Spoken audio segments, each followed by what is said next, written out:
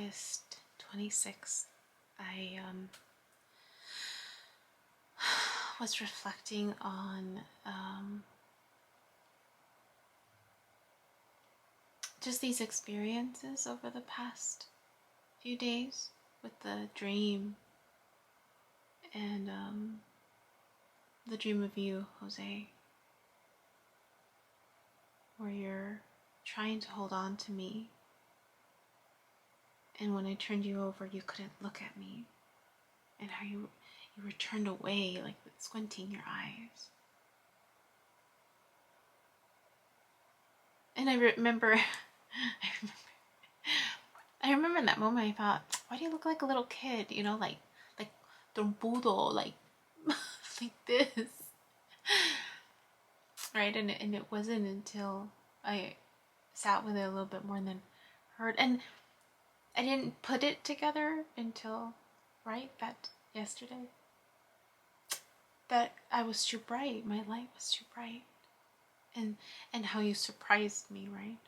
When you were holding me, I didn't realize it was you. I was surprised. I just knew, I'm like, oh, who is this? It's heavy. It felt heavy. The energy felt heavy. And then when I saw that it was you, I was like, oh, it's just you. It's like, it's okay.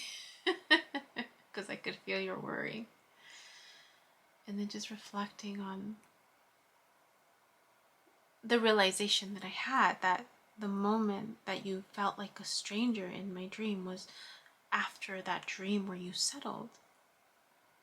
And this morning I woke up with the story of Jesus in my mind, when he's walking down and there's people around him, but only one person touched him in the crowd. She touched him. And he turned around and he knew. He was just like, who touched me? Someone touched me. And I wonder if that story had to do with vibration. Like he knew, right? That someone of a different vibration touched him.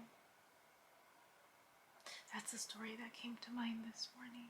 So I was getting ready, still reflecting on even my client, right? And how she's not settling with me. And that realization that I had, I was like, good for her, she's not settling. She's not settling for mediocrity.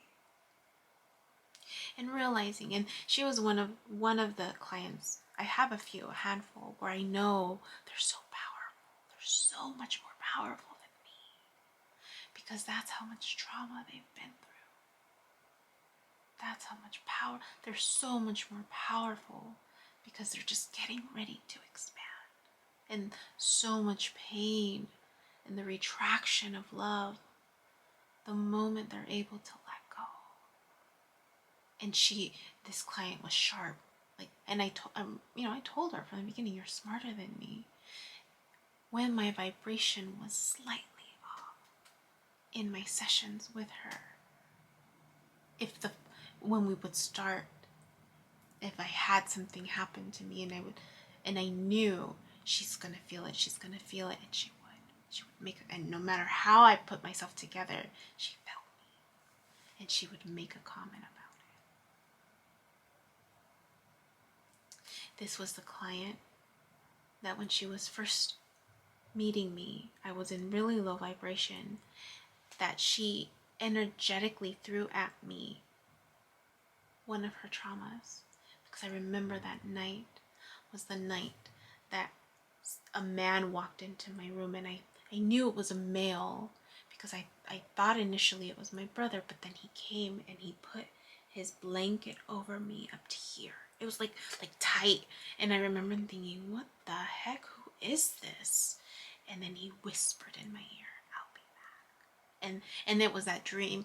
It was that first energetic experience, and I remember I was like shaken by that. And then the dream right after that I had when I tried to go back to sleep was the dream of the bug that came into my room, and that my coworker, who was my support staff, was telling me we should do an energy clearing. And I remember telling her, you felt it too, right? You felt it too.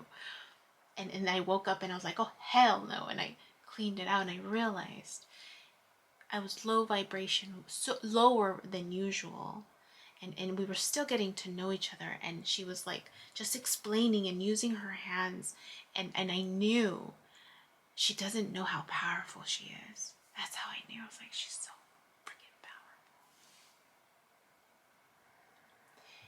powerful. And I realized now that the lash out yesterday was because I was reflecting back to her who she was. She didn't like it. And she said it. She's like, I don't need a mirror. That's what she said to me. I don't want a mirror. And I realized that this morning. I was like, she doesn't want to look at herself. She's still fighting with herself. She doesn't like what she sees. That's what depression is. I know that feeling. I've been there. So, with all of those experiences this morning, and I listened to a song that was inspired by the Midnight, one of my new favorite bands. Thank you, Mr. Bumble, for that one. I was listening to Light Years, featuring Nikki something, by the Midnight. And this poem came out. So I title it, When You Settle. Labored, because I think it's the 24th when I started. The night of the 24th. Birthed today, August 26, 2022. Inspired by the song Light Years by the Midnight, but dedicated to you, Jose Jesus Cisneros. When I felt your heaviness as you tried to hold on to me that one night and couldn't look straight at me, but also to all of those who are falling or have fallen from the light. When you start to settle, space comes between us. Settling for an experience that no longer suits you, withers you away, and the love you once had for life, for me, withers too. When you start to settle, you start letting go of me. You forget about the joy in the moment and become consumed with what is going on around you, and you forget about me. When you start to settle, your light, our light, flickers and slowly breaks into fragments, reflecting back to you glimpses of who you are and who you have become, fragments of your truth. When you start to settle, you start despising your truth, and your energy weighs us down. You become heavy. You become too worried, fearful, sad, regretful, vengeful, angry, and you start to fall behind. When you start to settle, it surprises me when I feel you close. It pains you to hold on because you have too much weighing you down, and I am too bright and light for you. But don't let go. Don't ever let go of me. When you settle, even if it's light years away, even if you only hear my echo, even if you forget what I feel like, you can always find me in your reflection. Come and find me where you let go.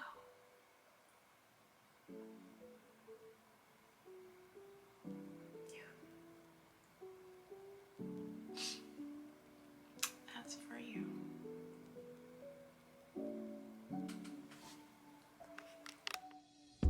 Hey you, my name is Yubi and I use she, they pronouns, and you've just finished watching a clip from my video diary entries where I'm documenting my healing journey as I learn how to navigate my spiritual awakening. I have learned that this experience and process is unique to each and every one of us in whatever way we are embracing living our truth.